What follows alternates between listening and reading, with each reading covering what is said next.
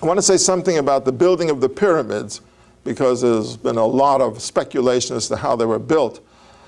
What's interesting about the pyramids is that while each block is a 2-ton cube, they fit perfectly close to each other. I mean, this is dry masonry. There's no cement involved. This is one block on top of another. And they fit so close that you really can't stick a razor blade between two of them. They are close. Well, how did they get this precision? That's one thing. The other thing is, how'd they get them up there?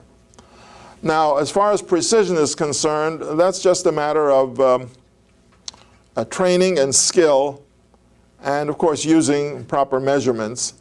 By the way, we have sets, complete sets of Egyptian building tools and the carpenter's needs. I mean, for instance, the level, plumb line, of course, and the rulers and measurements and all kind, and the 3, 4, 5 triangle, which gives you a perfect right angle. All of this is available, which they used. As far as lifting the blocks is concerned, and they're always struggling, what did they do? Did they put them on a sled and slide it up mud or what? Until somebody came across some things and discovered something very interesting. And this, you know, it's simply using your head.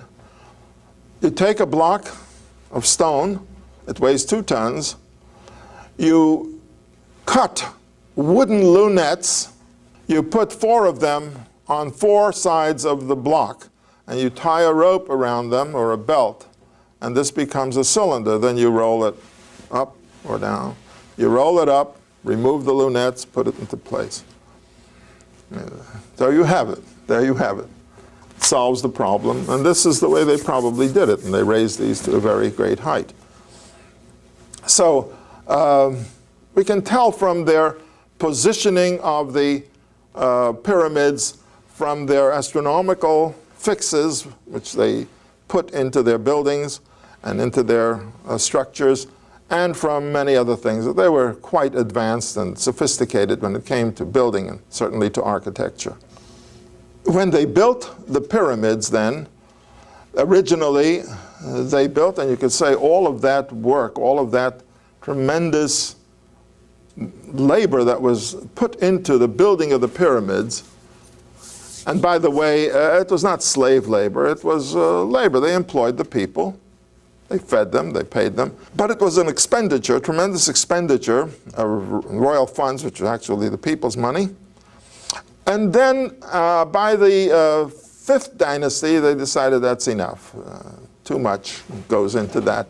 And they began to do things on a more modest scale.